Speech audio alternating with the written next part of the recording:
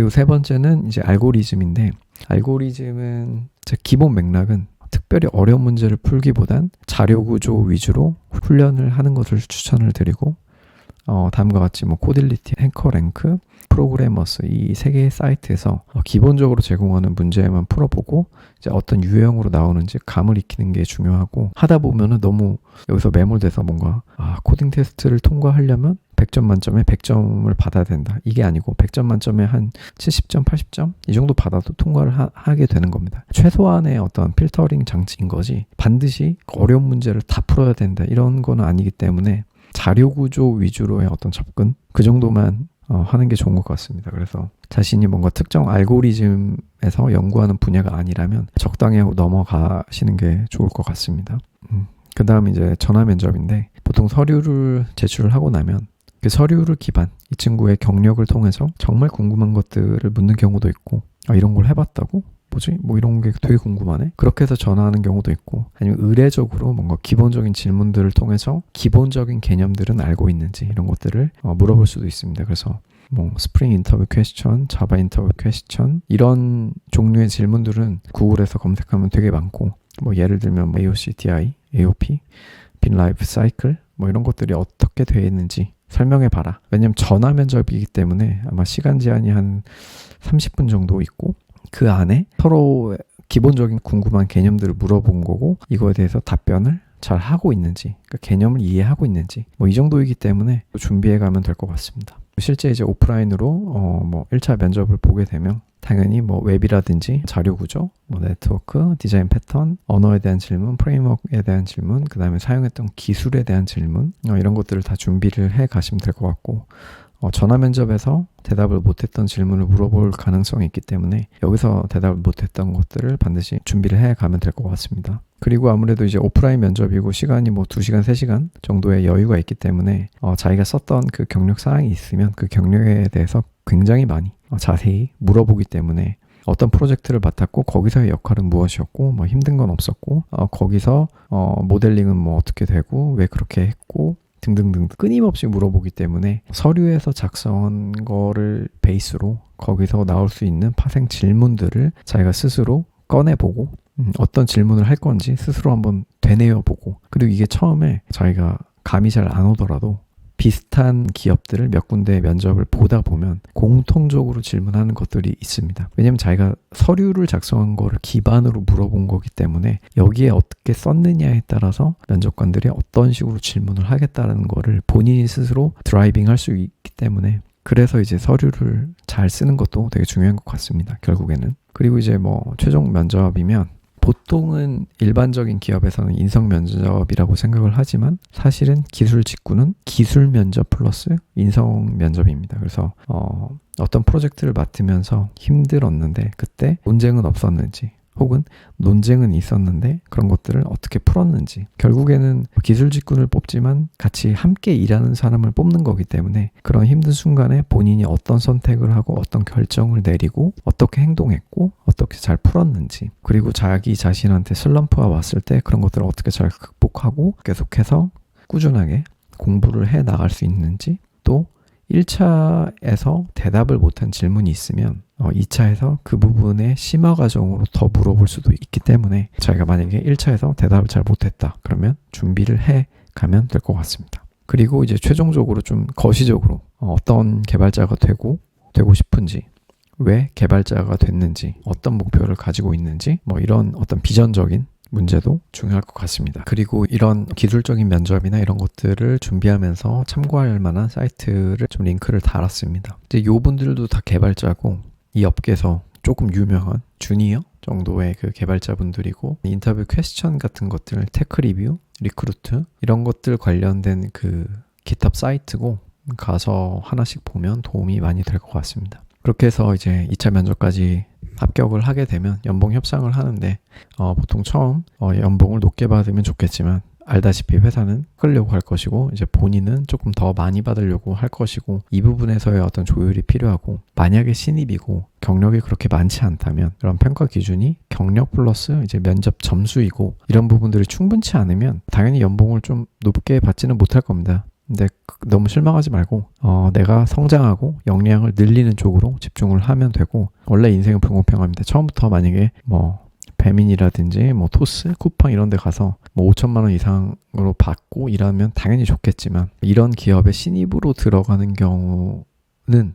보통 신입이라고 하지만 2, 3년 차 이상의 어떤 레벨 정도 되는 그런 친구들이 신입으로 들어가는 케이스가 굉장히 많습니다. 그만큼 미리 경험을 해봤던 친구들이고, 어느 정도 이 업계가 돌아가는 거를 충분히 이해하고 있는 친구들을 신입으로 뽑는 경우도 많습니다. 그래서 우한 형제들도 자체적으로 이제 교육을 시켜서 그 안에서 뽑고, 뭐 대기업도 이제 인턴십을 통해서 이 친구를 한 6개월이나 뭐 몇 개월 정도 살펴보고, 그 다음에 이제 정규직으로 채용하는 경우도 많기 때문에 처음부터 여기를 신입으로 들어간다, 그건 쉬운 케이스는 아닌 것 같습니다. 그렇게 해서 이제 만약에 입사를 하게 되면 이제 온보딩을 하게 되는데, 뭐 처음에는 당연히 마이너한 일들이 주어지고, 이제 메인 서비스보다는 조금 사이드 같은 거, 어드민이라든지 뭐 이런 것들을 개발하거나 뭐 버그 픽스 같은 걸 하고 되게 사소한 것들을 주어집니다. 그래서 이제 실망하지 말고 차츰 영역을 확대해 나간다라고 생각을 하고, 이 마이너한 것들, 그 주어진 것들에 대해서 되게 최선을 다하는 게 중요한 것 같습니다. 별로 중요하지 않다고 스스로 판단을 하고 나는 다 한 것 같은데라고 이제 생각하는 순간 끝입니다. 그래서 위에 시니어가 봤을 때 그런 부족한 부분들이 다 보이고, 무엇보다도 다 한 것 같은데 이런 약간 그 태도가 보이기 때문에 더 이상 이제 다음에 더 큰 일들을, 주어지는 기회들을 많이 안 줄 것 같다라는 생각이 듭니다. 그리고 회의 시간에 하는 이야기들은 내가 당장은 이해하지 못하더라도 다 피가 되고 살이 되니까 꼭꼭 씹어먹겠다는 일념으로 참여를 하고, 그 입사 후에도 나는 내가 원하는 정말 회사에 입사를 했어. 그럼 거기서 끝이 아닙니다. 거기서 끝이 아니고 분기별로 자신이 한 업무에 대해서 꼭 정리하고 리뷰를 해보고 회고를 해봄으로써 내가 여기 들어오기 전에 나의 목표, 그리고 내가 분기별로 나의 어떤 목표, 그런 모습들 비교해 가면서 계속적으로 좋은 커리어를 쌓아가길 바라겠습니다. 특히나 이제 힘들게 보통 이제 입사를 하고 이런 분들이 그전에는 입사하기 위해서 공부도 많이 하고 뭐 새벽같이 일어나서 학습도 하고 리뷰도 하고 여러 가지를 했는데, 입사하고 나서 전혀 노력하지 않는 그런 친구들을 봤던 적이 있습니다. 그래서 그렇게 하지는 말고 그 처음에 마음 먹었던 그 마음가짐을 계속 끝까지 잘 유지해 가시길 바라겠습니다. 그리고 이제 메일로 질문을 좀 몇 개를 주셨던 부분이 있는데, 이제 사실은 그거에 대해서 이제 개발적으로 답변을 드리기보다 이런 Q&A 같은 거를 마련을 해서 여기다가 이제 좀 이야기를 드리면 좋을 것 같다는 생각을 드렸고요.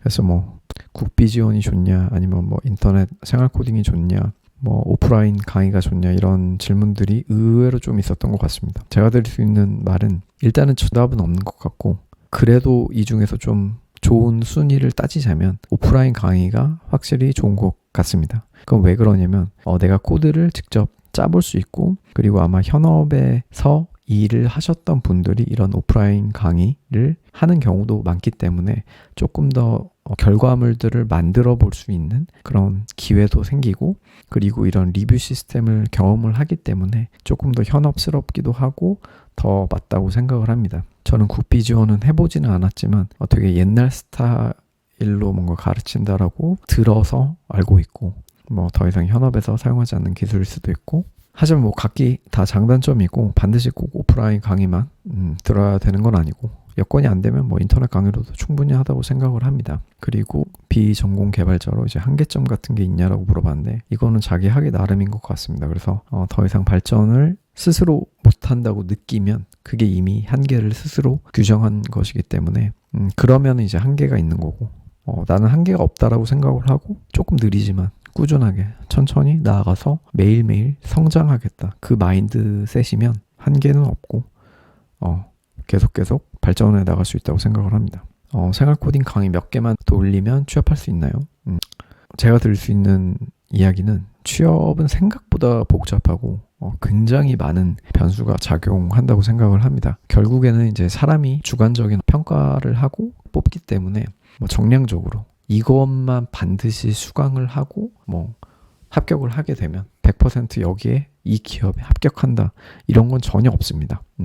그렇기 때문에 어떤 스펙을 넘고 어떤 자격증이 있고 그러면 뽑는다, 그런 게 없죠. 소프트웨어 세계에서는 이제 더더욱 그러하고, 그러니까는 자기가 정말 고민을 해보고 질문을 던질 줄 알면 면접을 진행을 할 때 이제 다른 신입보다도 훨씬 강인한 인상을 남기게 되고, 그러면 이 친구는 여기까지 고민을 해봤구나, 그러면서 다른 평이한 지원자들보다 조금 더 강인한 인상을 남기게 되니까 그 친구랑 함께 일하고 싶으니까 그 친구를 더 선호를 하겠죠. 그래서 특정 강의 몇 개만 돌려서 이것만 반드시 정복해서 취업할 수 있냐라고 물어보면 할 수도 있고 못할 수도 있는 겁니다. 사람마다 다른 것 같고, 그 강의 몇 개를 보면서 자기가 정말 고민을 많이 해본 사람이면 그것만으로도 충분히 취업할 수 있고, 단순히 강의만 학습만 했다, 그냥 이 정도까지에 머무르면 제자리 걸음일 것 같습니다. 그래서 제 답변은 그 정도고, 노드.js는 자바 언어 중에 어떤 게 더 좋을까요 하는데, 이제 원티드에 보면 보통 이제 스타트업 같은 서비스 기업들은 보통 이제 라이트하게 파이썬이나 노드.js를 사용을 하고, 그거를 왜 사용하고, 왜 네이버나 카카오가 왜 자바를 사용하고, 이런 이유를 좀 알아야 되는데, 스타트업 같은 경우에는 빠르게 서비스를 런칭해야 되고, 그 다음에 시장의 상황을 봐야 되기 때문에 자바보다는 조금 이런 파이썬이나 노드.js가 조금 더 코드를 짧게 짜면서 금방 만들 수 있다. 그렇기 때문에 스타트업에서는 이런 것들이 필요합니다. 하지만 네이버, 카카오, 라인에서는 주로 자바를 사용하고, 그럼 이제 서비스가 더 커지거나 아키텍처적으로 조금 더 안정된 서비스를 만들고, 여러 가지 어떤 서비스 모듈 간의 통신이라든지 이런 걸 하기 위해서는 이런 어떤 라이트한 언어보다는 조금 더 스트릭한 언어를 사용함으로써 코드를 좀 관리하고, 왜냐면 어찌됐든 소프트웨어를 한번 만들면 그게 5년, 10년 유지해야 되고, 유지 보수하기 위해서는 읽기 좋아야 되고, 읽기 좋게 하기 위해서는 그 언어가 갖고 있는 어떤 특징 같은 것, 그 언어가 갖고 있는 힘들이 있기 때문에 그런 것들에 반해서 선택을 하면 것 같습니다. 그래서 자기가 스타트업에서 되게 빨리 서비스를 개발하고 싶다, 그럼 노드.js에 집중해도 되고, 그게 아니라 조금 오랜 서비스를 유지하는 기업에서, 큰 기업에 가서 그 서비스를 되게 오랫동안 지속하면서 이어가고 싶다, 그럼 자바를 선택하면 될 것 같습니다. 마지막으로 코테와 자기소개서는 이제 어떻게 준비를 하냐라고 했는데, T는 사실 자기소개서는 쓸 필요 없고 거의 이력서만 이제 지원하는 형식이고, 간간히 이제 동기 같은 것들 이런 거를 이제 묻게 되는 경우도 있는데, 이런 거는 평상시에 생각을 해보는 게 좋을 것 같습니다. 그래서 평상시에 고민을 해보고 내가 왜 진짜 이 서비스 기업에 지원을 하려고 하는지, 그런 것들은 정답이 없기 때문에 자기가 스스로 고민을 해보고, 내가 갖고 있는 역량이 어떤 거고, 그리고 너네가 필요한 부분이 어떤 거일 것 같고, 내가 어떤 부분들을 기여할 수 있을 것 같고, 그러면 이제 서로 간에 윈윈으로 서로의 목표를 위해서 우리가 같이 함께 나아가면 좋을 것 같다, 이제 이런 취지로 글을 쓰면 될 것 같습니다. 그리고 코딩 테스트 같은 경우에는 아까 위에서 언급했던 사이트 3개 정도에 가서 이제 기본적인 문제 한 5개, 그러니까 문제 5개가 내주면 그 중에서 한 3, 4개 정도를 통과하는 정도만 공부를 하면 될 것 같습니다. 네, 이게 좀 영상이 길었는데 오늘은 여기까지고, 끝까지 긴 영상 시청해 주셔서 감사하고, 혹시 이거에 관련돼서 조금 자기가 더 궁금한 부분이 있고 부족한 부분이 있고 세세한 지침이 필요한 부분이 있으면 따로 메일을 또 주시면 더 상세하게, 혹은 이 부분에 있어서 조금 더 추가를 해서 제가 추가로 작성을 하도록 하겠습니다. 네, 오늘은 여기까지.